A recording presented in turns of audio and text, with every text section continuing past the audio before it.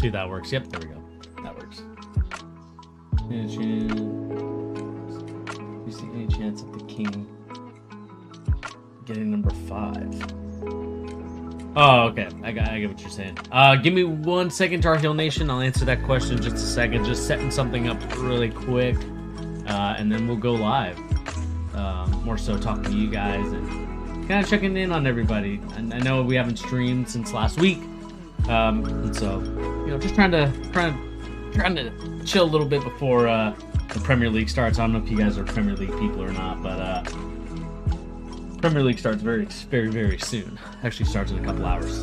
So I wanted to stream this before the Premier League starts. So, you know what? Why don't we just get started? Let's get started. I feel like it's time. Gonna be a solo stream today, just me. And then Pete and I are gonna be streaming tomorrow. Obviously, we're gonna be doing a Price is Right segment that he wanted to do. So I'm letting him kind of take charge of that. And so Pete, if you're listening, it's all you, baby. But nevertheless, we are here to discuss a couple of things today. Not really too many big news and rumors out there besides LeBron James having productive discussion talks. And Tar Heel Nation, I'll get to your comment in just a second. We have Nets owner and Kevin Durant meeting. It seems maybe or maybe not that Kevin Durant is going to be leaving for a different team. And then, of course, we got Kyrie Irving feels like him and the Nets are in a good place. And then I have some unfortunate news dealing with next year's prospect, Victor Wamanyama. He's officially out of Eurobasket, so we will talk about that a little bit later. A little bit disappointed in that news because I feel like he just cannot seem to catch a break. But before we do start the stream, guys, please remember to hit that like, share, and subscribe button if you're new to the channel. Again, all that stuff continues to grow the channel. Again, I want this channel to be something where everybody has an opportunity to talk. More so, I want to hear from you guys in the comment section. Tar Heel Nation, I'll get to your comments right now as a sign of appreciation. I do appreciate it. Bernie, I'm not even trolling. I generally do not think LeBron will win another playoff series ever again. He's too old to carry the load. Do you see any chance at the King getting number 5? Here's what I'll say to that, Tar Heel Nation. I do think that there is a chance for him to get number 5. The big thing for me is I don't think it's going to be with the Lakers because if you notice anything about a LeBron James team, you know that his teams don't last a long time compared to like the Warriors, compared to these other teams. His teams usually have a lifespan of about 3 years, I would say, like 2 to 3 years. You can clearly see that with the Cavaliers. You can see that with the Miami Heat, and even this Lakers team, I think, has kind of run its course. So I could potentially see them trying to go for a different. Or him not really signing the contract extension because, again, you think about it, 2 years, $100 million basically. It's hard for me to kind of put my finger on it and say, like, okay, yes, this is, this is where it needs to be. This is where the money needs to go. So I don't think that that's necessarily going to be the case, in my opinion. But I do think there is a good chance for him winning number 5. The question is, where can he fit and what team can he go to? Of course, there's a bunch of different teams. The Warriors have been interested in LeBron James in the past. The Cavaliers, I feel like a reunion there would be a nice feel-good story to kind of end his career on. And that's really kind of it. I mean, there's probably some other teams as well that we could probably talk about that could be a great fit for LeBron James, but we're not here to talk about the best fit for LeBron James. Even though this story is going to kind of perpetuate, what team he does go to next, let's go to the live scene and talk about LeBron James having productive discussion deals. No deal yet. Here we go. All right, I guess it's not going to have a sound, but ladies and gentlemen, boys and girls, before we get started on today's episode of The Charge, please remember to hit that like, share, and subscribe button if you're new to the channel. Again, all that stuff leads to great algorithms that the YouTubes love. They want to get us more algorithm touches, and so if you guys can help us get that by commenting, liking, subscribing. Again, we are at that 1,000 mark, and I do appreciate you guys for helping us get there. Continue to help us get there to the next 2,000, right? We're trying to continue to grow this channel. Again, this is going to be a community. I want this to be a community. I don't want this to be a gang or whatever the YouTube phrase that they use, right? I try to think like leader, posse, whatever words. Like, no, this is a community. I want this, like I said, I want this to be for everybody together. We're all on equal playing field, so that's why we're going to be calling it a community instead of the typical YouTube jargon. So, anyway, besides the point, LeBron James, The Lakers have productive discussion about future, but no deal has been made just yet. So, in this article, it goes on to say that LeBron James and the Los Angeles Lakers have had a productive meeting about their future on Thursday, Rich Paul told Dave McMenamin on ESPN.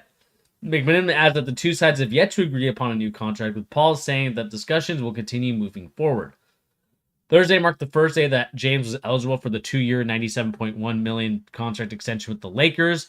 LeBron James obviously has until June 30th to sign an extension before becoming an unrestricted free agent. I believe that is next year, not this year. James could also sign a 1-year extension worth $47 million with a player option. This is the million-dollar question that I think a lot of us are wondering about LeBron James and really wondering about the Lakers, because we had Jeannie Buss in the past say before that she is not willing to give up those draft picks to get a guy in Kyrie Irving. We know whatever the next story is about Kyrie Irving and the Nets, we know officially that the Lakers are in this weird predicament where, yes, they have LeBron James, they have one of the best players in the NBA of all time in their roster, and they are deciding whether or not they're going to keep him. I think, to me, you can clearly see that Lakers fans on Twitter, wherever else you kind of consume your media from, you can clearly see that they are upset with the way that things have gone for LA and the way that things have gone for the Lakers, because they're so used to a different style, right? You know, this is like LeBron James, who's more of a guy who's going to take care of himself first and then the team. And again, there's nothing wrong with that. I'm not going to hate on anybody for doing that.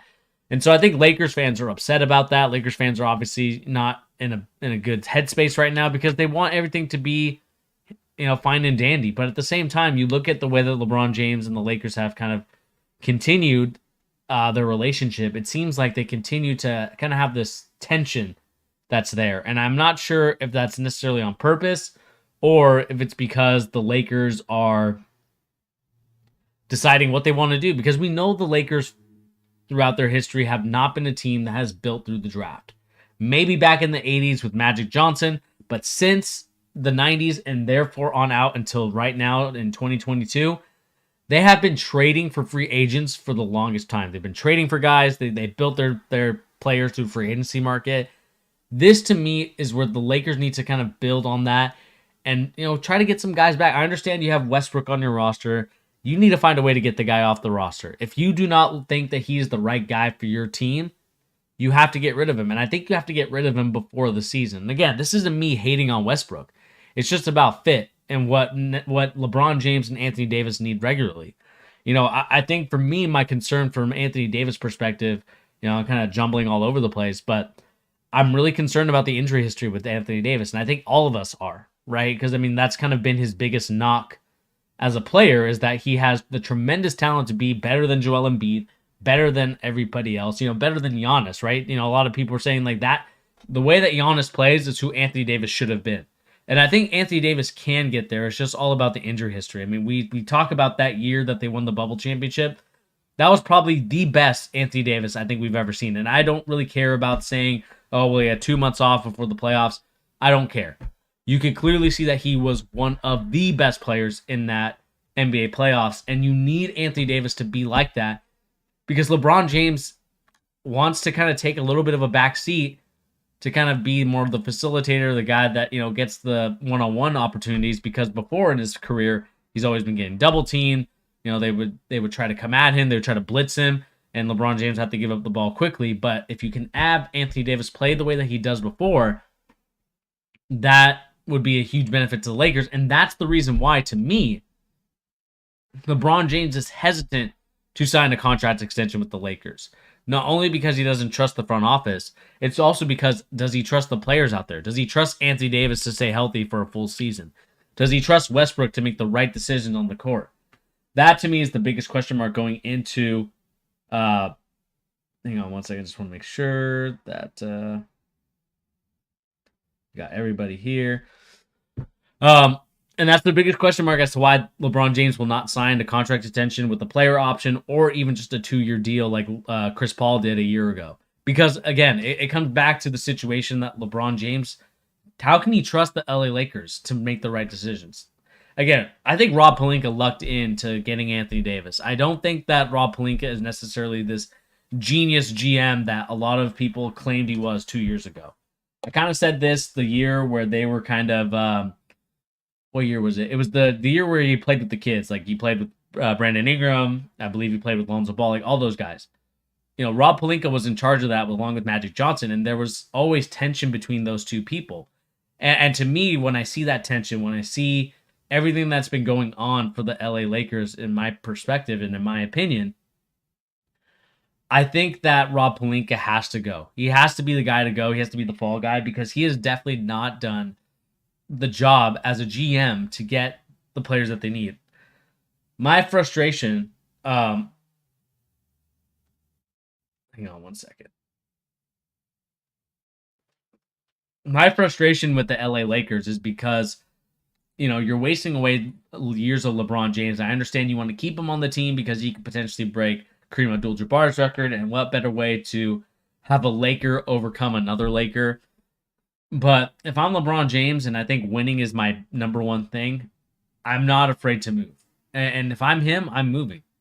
Because I don't think that Laker fans are very appreciative of what LeBron James has brought to the city so far in his short stint as a Laker. And you could claim like, oh, well, the only thing he's brought us was a bubble championship and, really first round exits and even no playoffs. But you have to think about it this way. LeBron James has brought you a championship. I think he needs, when the chip just needs pieces around him. Yeah, and exactly. He needs good pieces around him. And I'm just not so sure that's going to be in Lakers. Like I said, I think Cleveland could be a really good option. I think if we look at other teams here really quick that I have up here, Cleveland to me is the number one because I think they just have the roster. And LeBron James doesn't have to be the guy. You have Darius Garland, who's a really good point guard. You have Evan Mobley, who's a long athletic wing. If LeBron James wants to be there, I think that would be more thing. Lakers fans can be more concerned with comparing Bron to Kobe than appreciating an all-time great in purple and gold. Exactly. Because I think, which is funny because if you think about the Lakers' history, they've always been the team that has like built through the free agency, like I talked about a little bit earlier. But they always had that one player that has played with them throughout their whole life, right? Lakers fans about my age remember the Kobe Bryant that was playing in the league, from number 8 to number 24, doing all these kind of crazy stuff. But now that, that era of LA basketball is over, there's a new era where they had the young kids. They got visibly frustrated because, they would say, oh, Kobe Bryant would never stand for this. And then they said, okay, we're going to get LeBron James in here.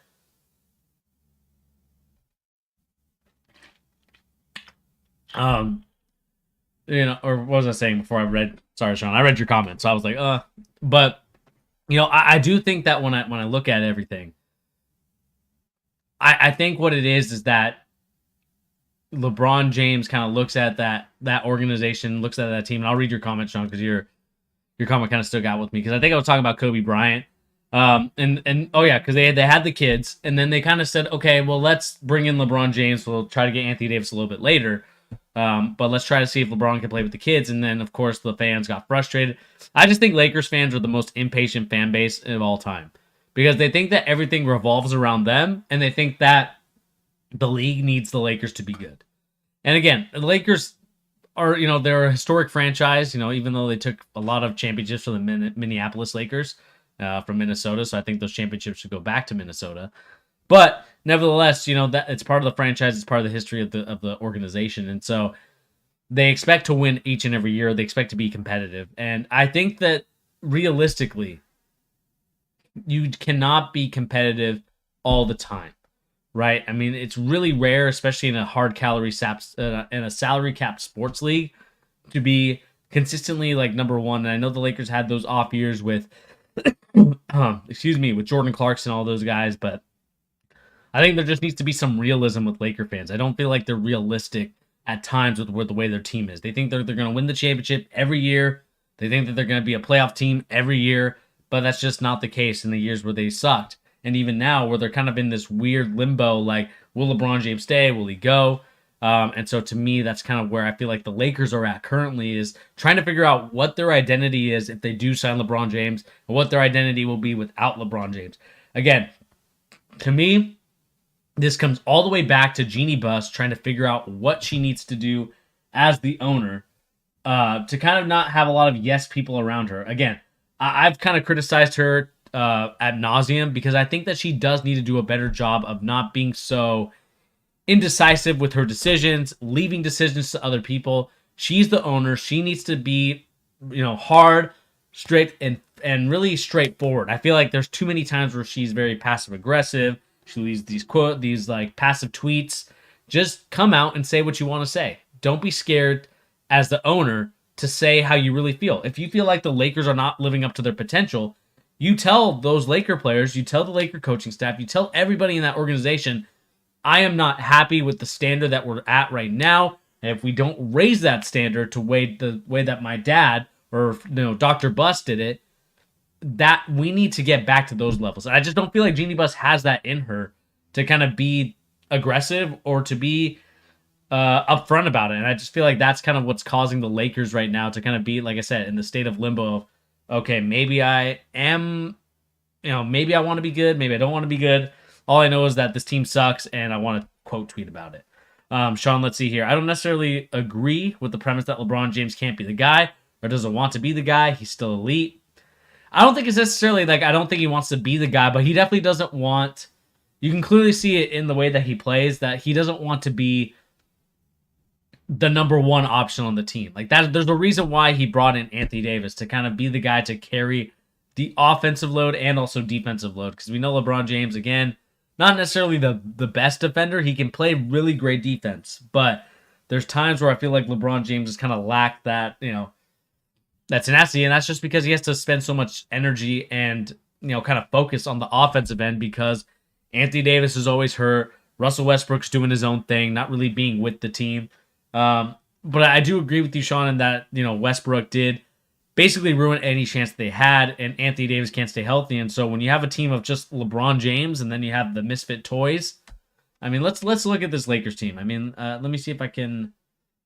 Let's see if I can just go Lakers. Oops, Lakers. And just go to their roster really quick. Let's see here. Lakers roster. And my chair is just falling down. Let me spell that right. Jesus. Okay. So here's kind of the roster they have right now. It's like you have Thomas Bryant, LeBron James, Jay Huff, who cares? Wen Gabriel, Damian Jones, Troy Brown Jr., not a bad pickup. Mason Jones, Stanley Johnson. You have Russell Westbrook, Taylor Horton Tucker, Austin Reeves. Toscano Anderson, kind of, getting to the age of 30. Lonnie Walker, young guard, 6'4". Kendrick Nunn, who we have news of that he hasn't progressed to 5-on-5 yet, which is kind of disappointing and sad. Then you have Kendrick Nunn. Like I said, you have Anthony Davis, Sharif O'Neal, I believe. He's signed with the Ignite, so he's not on the team anymore. Scottie Pippen Jr., Max. I mean, you look at these rosters. You look at this roster. You take away Anthony Davis, a healthy Anthony Davis. You take away Westbrook, or even keep Westbrook on the team. This team is not winning a championship. They are a couple of pieces away from winning it. And again, Sean, you said LeBron averaged 25 points when they won the bubble, and Anthony averaged 21 points a game. LeBron still carries on offense, IMO. And again, I know what you're saying. Like offensively, he's going to carry the load, but I think if we look back to that year, maybe I'm exposing myself. Let's go to Basketball Reference and maybe. And maybe we can just look at kind of the year that they played. Let me see if we can go to the Lakers. What was that? Lakers. And let's go to which year was the bubble year? That was the 18, 19, or 19. I think this was 1920. Yeah, 1920. And we can kind of look at the stats on the team, and we can kind of see, let's do totals here. And you are right, Sean, in a sense, right? We look at the totals here from the field goals attempted. Like LeBron, and let's look at the playoffs more so than anything else, right? Anthony Davis was kind of an equal to LeBron James. So I will give you that, Sean. But you kind of see here, and you can kind of like look at the situation at hand for the LA Lakers. They do need another guy that can get that many shot attempts in a game. Like, Anthony Davis was at 359 that year, like a field goal attempts. LeBron James was at 382. Because again, like you said, LeBron James is always going to be the guy that they go to in the final time. Like anytime it's a close game or anything like that. Like we know that LeBron James is going to be that guy. But you could clearly see that Anthony Davis was a huge factor as to why they won the series a little bit. I do think that his 30 blocks, his 26 steals, 582 points. I mean, he scored the most points in the playoffs that season. Like Anthony Davis is a huge reason. Yeah, and you are right. Now I'm chiding him. You are right, Sean, on that. I'll give you that one. Touche. But you can clearly see that they need someone like that. I mean, let's go to even last year's season. What are we at? 20. Let's kind of look at the totals here. We look at the offensive point total. Russell Westbrook, chucked up, 1,200 shots that year. Not really efficient with it, right? 29% from the three-point land, 66% from the free throw. I mean, these, like, LeBron, you can match, but think about how many shots it took Russell Westbrook to shoot and how many makes. To me, I feel like the Lakers were missing that, and you can clearly see that in the playoffs. Well, not in the playoffs, sorry, the regular season, that Russell Westbrook just was not it for the Lakers. And of course, LeBron James got hurt too. I mean, think about that as well. LeBron James only played 56 games last season. Didn't play the 78 games that Russell Westbrook did, or even 76 like Malik Monk did. And so you can clearly see that there was a huge factor. And then you look at Anthony Davis. I mean, look at where Anthony Davis was at for the season. Only 40 games. Like, how are the Lakers ever supposed to win a championship or even get close to it if your best player, if your second best player, or 1A, 1B, whatever you want to say about Anthony Davis and LeBron James, but how is that going to be the case when your guy is only playing 40 freaking games? I'm sorry. As a coach, as someone that loves the NBA, you are not winning basketball games when you're one of your best players who's in their prime right now at 28 years old is only playing 40 games. They need to figure out a way for Anthony Davis to stay healthy. I don't know what it is. I don't know how these injuries continue to happen to a guy like Anthony Davis, but they need to figure that out right away if they want to win a championship, if they want to be competitive, if they want to get the banner to beat the Boston Celtics in most championships in the NBA, and of course LeBron James getting the scoring title in an easier fashion than he would if he was just playing by himself with Russell Westbrook. And again, you look at the turnovers too. I mean, this is total turnovers. Russell Westbrook almost had 300 turnovers this season. Everyone else, 196 for LeBron James, which is fine. But you cannot have almost 300 turnovers in the season. And I think this is just LeBron James trying to force a lot of things as well, because look at the players that he's playing with. He had a really old team. I mean, let's look at the age of this team right now. A lot of guys that probably should not be on their roster just due to their age, like DeAndre Jordan, definitely should not be. Isaiah Thomas played a couple games, but was off there. Avery Bradley played 62 games, that's fine. But then you go to these younger guys, and they didn't really give you too much. I mean, Malik Monk, Malik Monk is an okay basketball, but not for NBA standards, right? Not he's an awesome basketball player, in real life, against the average Joe. But if we're talking NBA basketball, Malik Monk did his thing. And that's not a good sign if you're the Lakers. Because, again, Malik Monk can be your X factor. He just can't be like your third or even fourth guy on the team. He has to be the guy that comes off the bench that gives you that scoring load. So that way it takes LeBron James or Anthony Davis when they sit out. You're not really missing that offensive firepower with Malik Monk. And, it took a long time into the season, to get him going. And, he played 76 games and only started 37. So it was kind of a late bloomer situation when it came to my mind, Malik Monk when he's doing his thing. And so I mean, again, I think that the Lakers right now are in a state of limbo until we can clearly see, and to me personally, clearly see that this Lakers team for next season, we look at their roster right now, that these guys are capable of doing what they need to do for LeBron James and for the Lakers organization, right? LeBron James is, entering year 19, I think year 20. Anthony Davis, getting closer to that, age 30. And so when that happens, and when you look at that situation when it comes to Anthony Davis, the Lakers need to figure out what they're going to do for that whole thing. Because again, for the Lakers to be successful, for the Lakers to be competitive, to me, it rests on the hands of Anthony Davis. If he can't stay healthy, you can just forget anything for the Lakers' chances of winning a championship. I think that they need to look at themselves in the mirror, figure out what they need to do.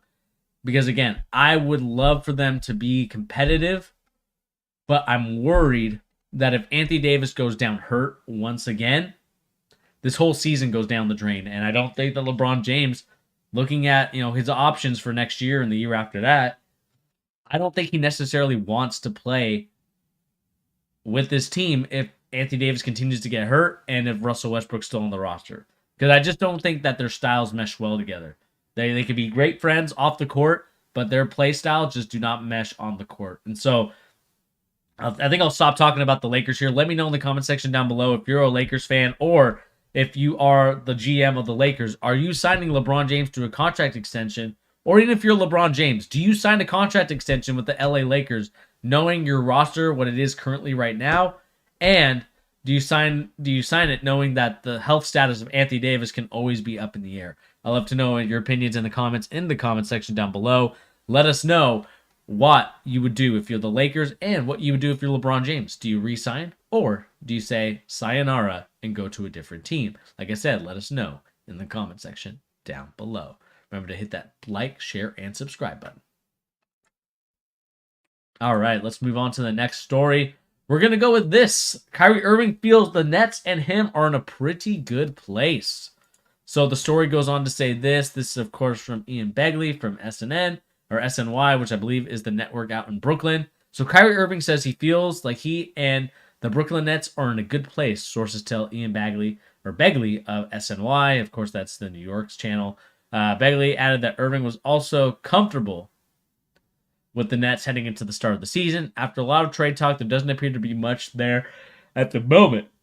Irving, who opted into the final year of this deal, has frankly been in trade rumors and conversations. So, with that being said, I guess the question I want to ask you guys that are kind of watching right now in the live stream, or if you're watching on Twitch, YouTube, appreciate you guys for doing that. Like I said, remember to hit that like, share, and subscribe button if you're new to the channel.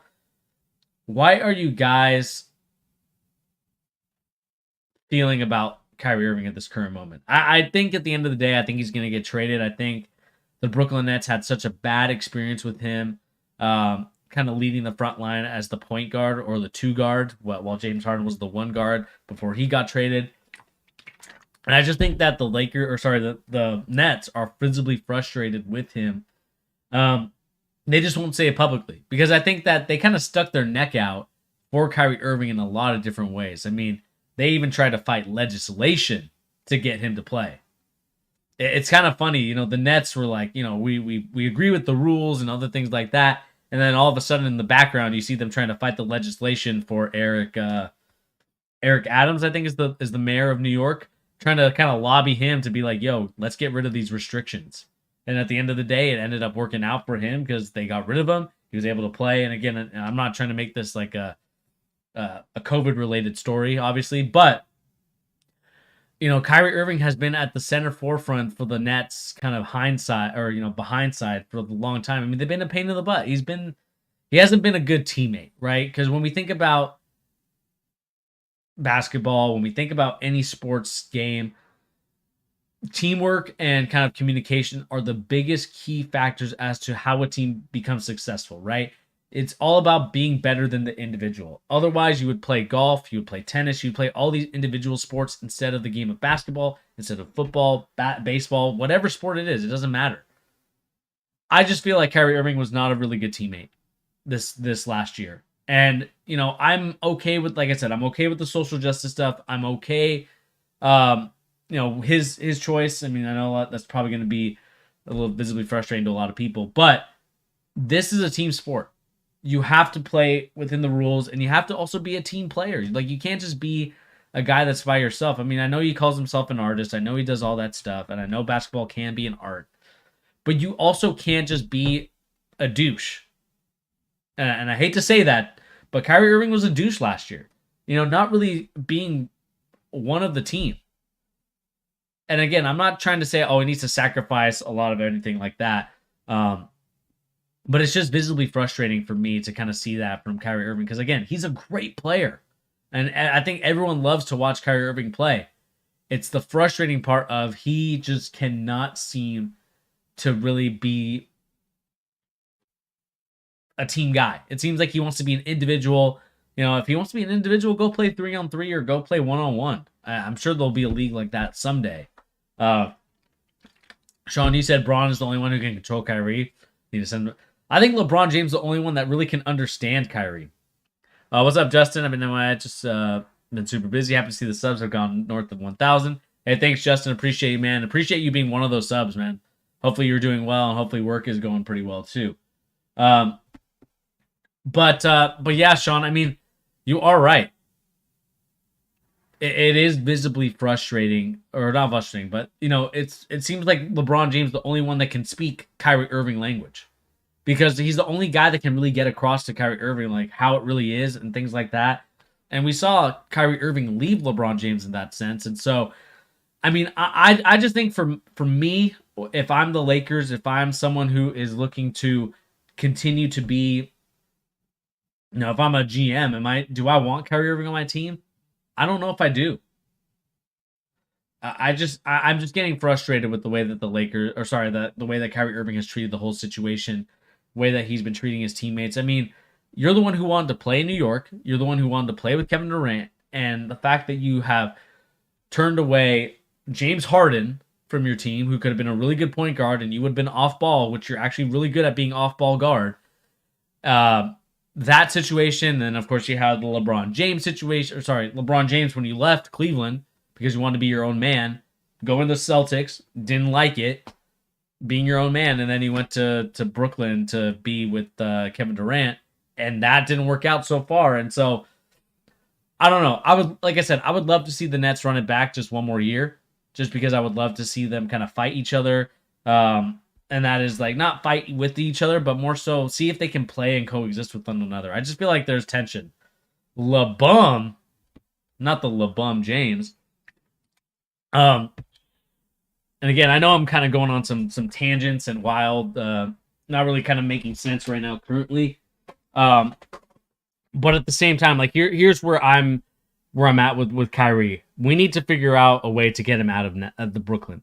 Like I said, even though I would love to see them run it back one more year to see if they can do it, he just needs to go. I think it's time for him to go. I think it's time for him to realize that LeBron James was the one all along that you've been avoiding. He's the only guy that really understands you. He's the only guy that cares about you in terms of a basketball sense. And so I think you just need to go back to LeBron James and play with him in Lakerland. The question now becomes, and it goes back to the previous topic that we talked about, Sean, let's see here. For Rui Hachimura, Corey Kispert, and the rights to the next Zag draft pick. Why you gotta lie to me, Sean? Why you gotta lie to me?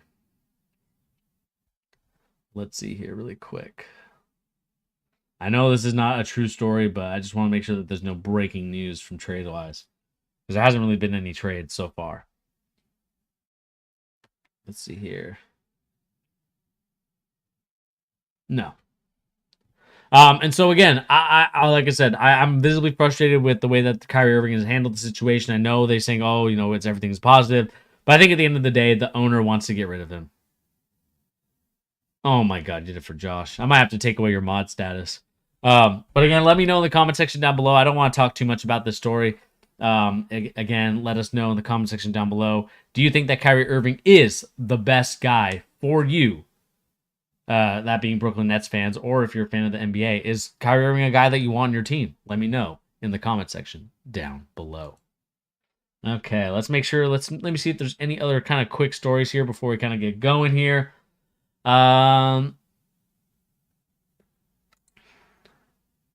See if they talked about this. Okay, let's talk about this really quick. I don't want to spend too much time on this story. So a lot of pessimism over Kevin Durant trade getting completed in the near future. There's been a lot of pessimism that Kevin Durant trade gets completed sometime in the near future. Sources told Begley of SNY. Again, we're getting another Begley story. Begley adds that the part of the pessimism involves trying to get a third or fourth team to help facilitate a trade deal that the Nets deem suitable. There's a lot of interest going around the league last month about teams acting like a third and fourth team as a conduct to get something done. Rival executives are reportedly skeptical over the Nets' desire to actually trade Durant due to their high asking price. And I think that's really it if we think about it. The asking price for Kevin Durant is too high. I know he's 34 years old. I know that he's a guy that you probably want on your team because of the way that he plays and the way that he kind of dominates the offensive end of the game and even defense to some extent. But he's a superstar player. The problem with Kevin Durant is that you don't know how much longer he wants to play the game. And he's 34 years old. You know, he can play this game like LeBron James can, but does he want to play basketball for that long? Is he satisfied with it? I mean, again, he could retire in 2 to 3 years and then you're kind of stuck left holding a bag. Unless you win a championship, that's the only reason you would be like, okay, I'm okay with getting rid of all my assets to get Kevin Durant if I know I get a guaranteed championship. I think the problem is you don't know if you are going to get a guaranteed championship with Kevin Durant. The Warriors are still good for another year, and I hate to say that. I know Sean will get mad if I say that, but they're still good for another year. And so with them being good for another year, are you going to sacrifice the bag to getting a guy like Kevin Durant? I mean, unless you feel like you're a piece away from the championship, there's no reason to get Kevin Durant. If you're a young team like the Minnesota Timberwolves, no reason to get him. And so I think, to me, when I look at that whole situation and when I look at kind of what's been going on, I just don't know if that's necessarily the best option.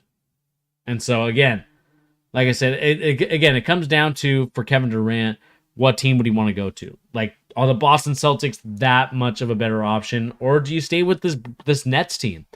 Again, I'm kind of in favor of staying with the Nets team, even though I say trade Kyrie Irving.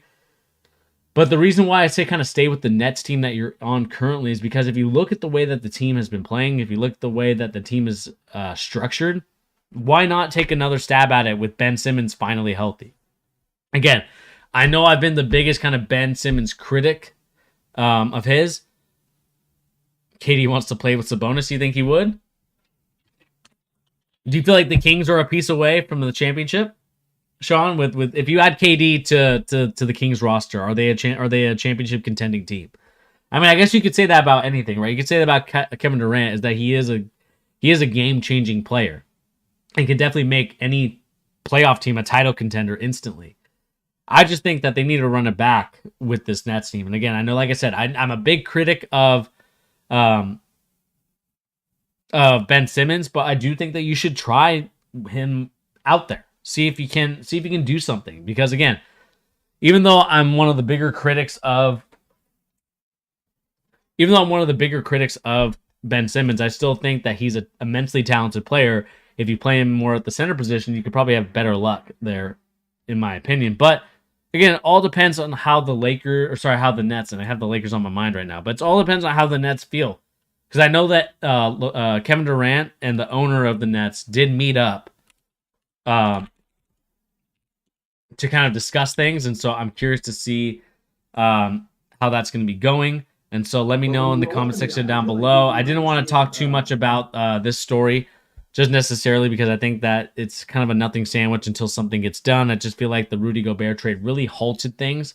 And so as we continue to kind of monitor the situation, as we kind of continue to look at, is Kevin Durant staying? Is he going? I think it's kind of just, a little bit of a short story here, nothing too crazy just to talk about. But let me know in the comment section down below, if you are a Nets fan, how are you feeling about your Nets right now? Are you feeling positive? Are you feeling negative? Let us know in the comment section down below. I know we talked about this in our kind of preseason review, that they had probably one of the worst off seasons, and it's only because we know that there was a bad first round pick trade, and I think Kevin Durant's serious about that trade, but I would see the Nets would try to get him to stay. But anyway, let me know in the comment section down below, what do you think about this story? All right, and let's move on to kind of a bigger story, and that is, of course, the Nets the Lakers, Knicks, and Jazz talk massive Westbrook Mitchell trade. This is going to be something crazy. So let's talk about it really quick. So, the proposed 3-team trade scenario includes Westbrook going to Utah and get bought out. Utah would send Mitchell to the Knicks, a combination of two players, including Patrick Beverley and Jordan Clarkson, Bojan Bogdanovic, or Malik Beasley to the Lakers, and the Jazz would receive a significant draft pick compensation from the Knicks and the Lakers. The Knicks also would have a part with veteran salary fillers such as Derrick Rose to help make the salaries work. The Lakers will also have interest in trading for Knicks Cam Reddish, but will also left to trade last season. Obviously, that's going to be an interesting situation.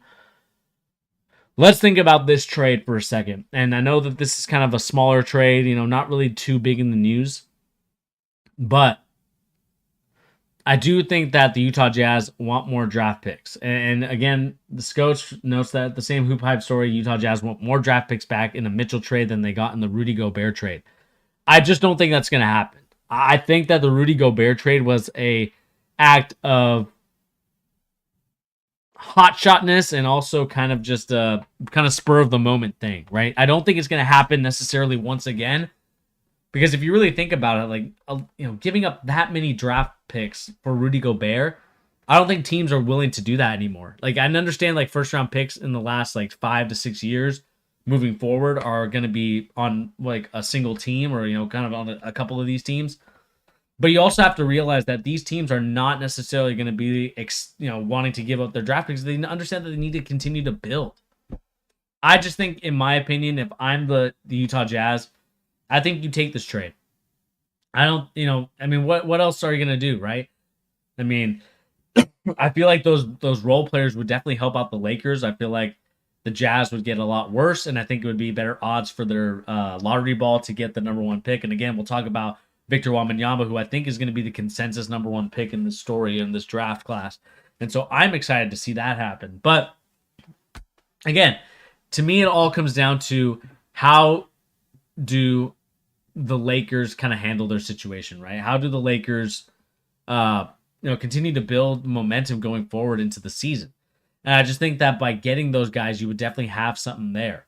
I think Westbrook going to the Utah Jazz and getting bought out, it gives him an opportunity to join a playoff team, or it gives him a chance to join a team where he can be the number 1 guy.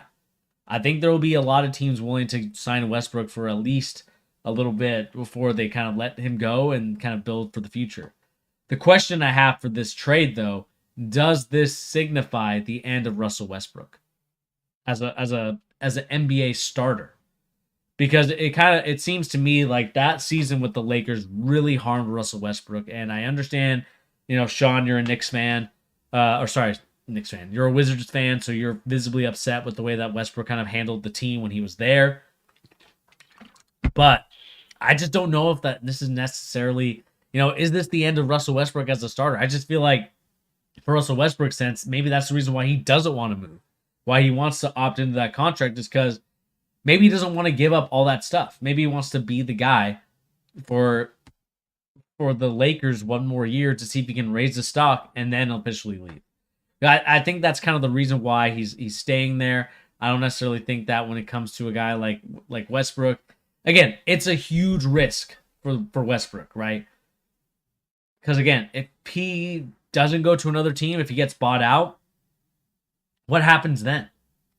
I mean, if I'm the Jazz, why not why not have Russell Westbrook kind of be the guy for you for a year? Kind of get you triple doubles, maybe some wins, maybe some losses, and just be a really below average. Again, it's kind of an interesting situation. So, Sean, you said Westbrook is having an identity crisis like Carmelo Anthony, where they don't realize they aren't that guy anymore. And, it is kind of sad to realize that, but no. It is sad to realize that, because I think that Westbrook could be a really good kind of Carmelo Anthony, what he is right now, role for the teams that he played on, the Blazers, the Lakers. Like, if he played like that, I think you would definitely have a better player from Russell Westbrook. And again, Russell Westbrook is a young guy. It's not like he's old, I believe. I believe he's like, what, 30?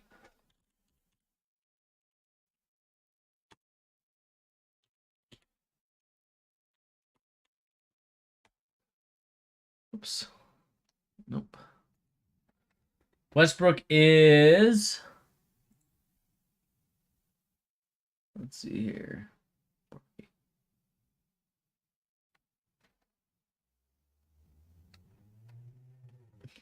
How old is Westbrook really quick?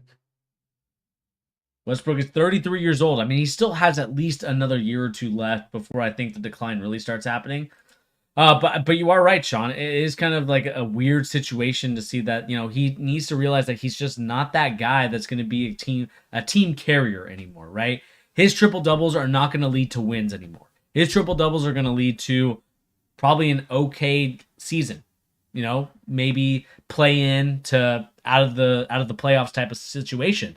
And so I think you are right, Sean, that he does need to realize that he's just not that guy anymore in terms of my triple doubles are going to be the reason why we win games. Where it should be like my play style and the way that my aggressiveness is should help the other guys lift them up so I can have my opportunities a little bit later.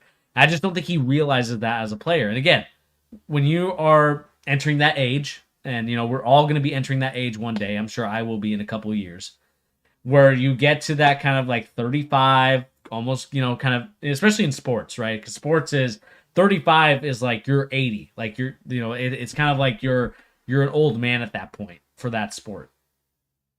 And so when you get to that point in your life, you do have an identity crisis because you think like, okay, I really have only one more opportunity to get a big contract before everything is done, and one opportunity to be a starter on a team before the league says we don't want you anymore. And that's the situation where Westbrook next year, if he does play for the Lakers, needs to realize you're only going to have another year left, maybe, to be a starter before the league decides what to do with you. Because at the end of the day, guys like Allen Iverson, guys like Carmelo Anthony, and many other players similar to them, they see that writing on the wall.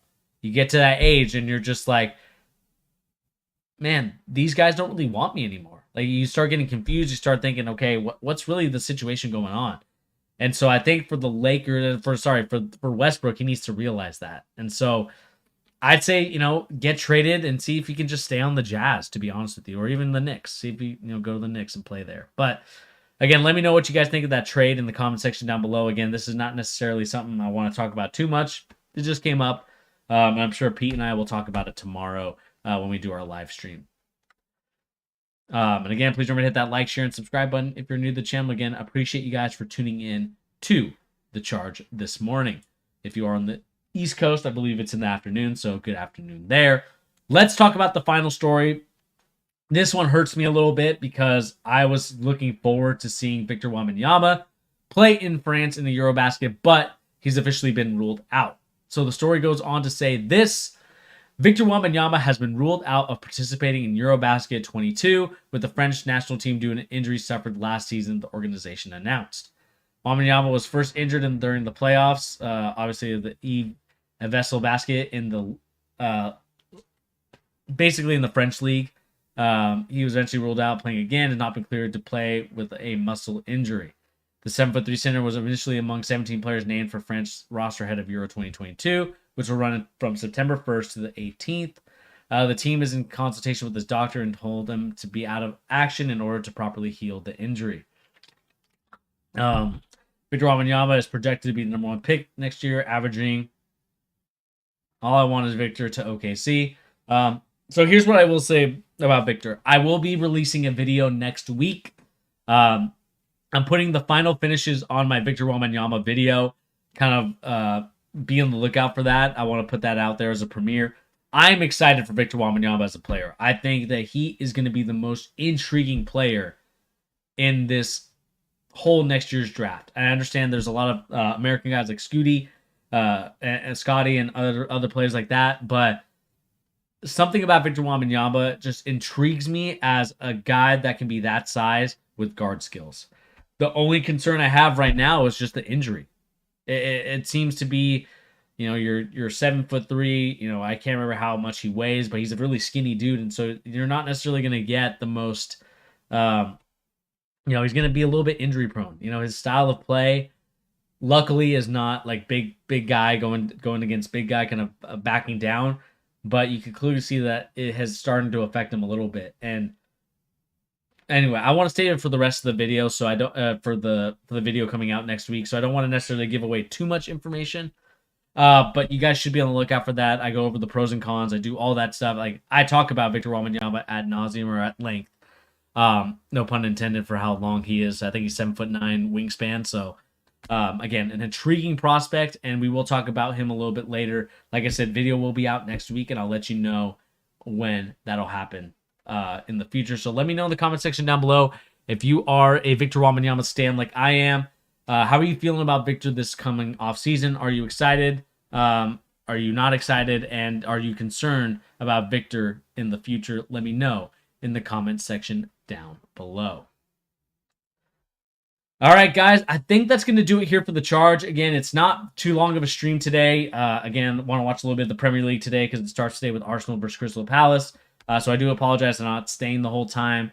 But you should be on the lookout for some videos next week. I think Pete and I are going to be streaming tomorrow, so be on the lookout for that. We're excited to kind of do our story and kind of our situation. So, like I said, be definitely on the lookout for that coming up. But other than that, guys, please remember to hit that like, share, and subscribe button if you're new to the channel. Again, all that stuff and the algorithm leads to more people looking at this channel. Again, I want to grow this channel. We're above 1,000 subscribers right now. I think we're at 1,100 something. I think 110. So like I said, please, let's keep the momentum going.